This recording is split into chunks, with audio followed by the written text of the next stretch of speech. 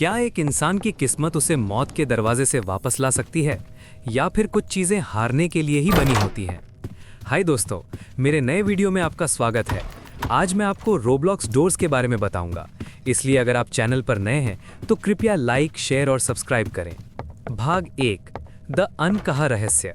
शुरुआत में डोर 1 से 20। दोस्तों, क्या आपने कभी सोचा है कि हम इस होटल में आए कैसे? गेम की शुरुआत में हम एक लिफ्ट से उतरते हैं, लेकिन पीछे मुड़कर देखें तो कोई रास्ता नहीं है। ये होटल असल में द होटल के नाम से जाना जाता है, जो वास्तविकता यानी रियलिटी से कटा हुआ है। कई लोग मानते हैं कि ये होटल उन लोगों के लिए एक लिम्बो यानी मौत और जीवन के बीच की जगह है जो भटक गए हैं। यहाँ की हर चीज़, दराजें, चाबियाँ, पेंटिंग्स, सब कुछ हमें फंसाने के लिए डिज़ाइन की गई हैं। दूसरा, द लाइट का युद्ध। डोर 30 सीक चेस के पास। जब हम भाग रहे होते हैं तो हमें दो तरह की रोशनी मिलती है। एक है गाइडिंग लाइट यानी नीली रोशनी, जो हमें रास्ता दिखाती है। लेकिन क्या आपने कभी गौर किया कि वो हमारी मदद क्यों कर रही है? थ्योरी कहती है कि होटल के अंदर शक्तियों का युद्ध चल रहा है। एक तरफ द एंटिटीज यानी राक्षस हैं जो हमें मारना चाहते हैं, और दूसरी तरफ ये लाइट्स हैं जो हमें बाहर निकालना चाहती हैं। लेकिन फ्लोर 2 में हमें क्यूरियस लाइट मिलती है, जिसका स्वभाव बिल्कुल अलग है। क्या ये दोनों एक ही टीम में हैं, या ये भी हमारे साथ कोई गेम खेल रहे हैं? तीसरा, द फिगर, लाइब्रेरी का रक्षक। डोर 50 पर। डोर 50 पर खड़ा द फिगर इस होटल का सबसे दुखद किरदार है। माना जाता है कि वो कभी एक इंसान था, शायद इस होटल का लाइब्रेरियन, लेकिन यहाँ की अंधेरी शक्तियों ने उसे एक ऐसे राक्षस में बदल दिया जिसकी आंखें नहीं हैं। वो अपनी लाइब्रेरी को प्रोटेक्ट करता है। ध्यान से देखें तो वो किताबों को नहीं, बल्कि उन रहस्यों को छुपा रहा है जो हमें इस होटल से बाहर ले जा सकते हैं।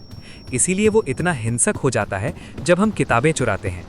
चौथा, सीक और काला कीचड़। डोर 80 से पहले। सीक सिर्फ एक राक्षस नहीं है, वो एक इन्फेक्शन है। अगर आप दीवारों पर लगी आंखों को देखें तो आपको समझ आएगा कि पूरा होटल जिंदा है। सीक होटल के ढांचे का हिस्सा है। वो काले कीचड़ से बना है जो धीरे धीरे पूरे होटल को निगल रहा है। ग्रीन हाउस में जो सन्नाटा है वो असल में सीक के आने की आहट है।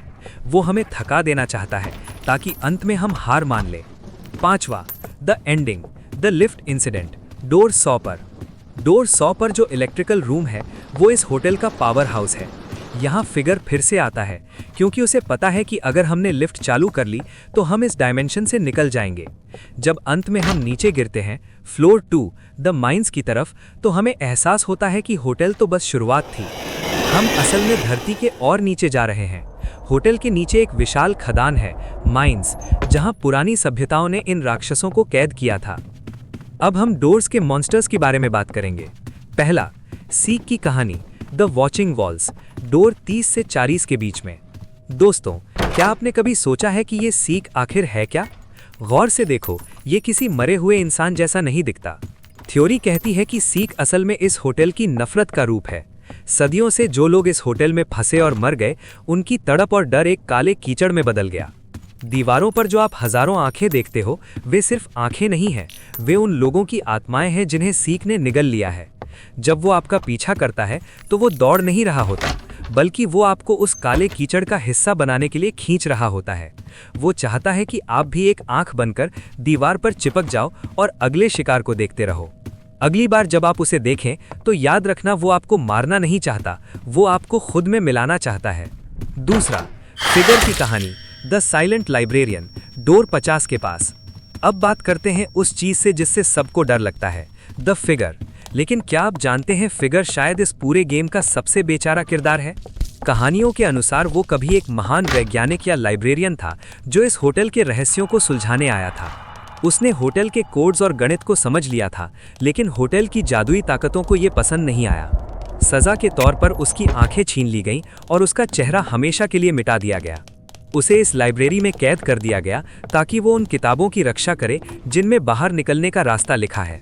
वो इतना हिंसक इसलिए है क्योंकि वो सालों के अकेलेपन और अंधेरे में पागल हो चुका है।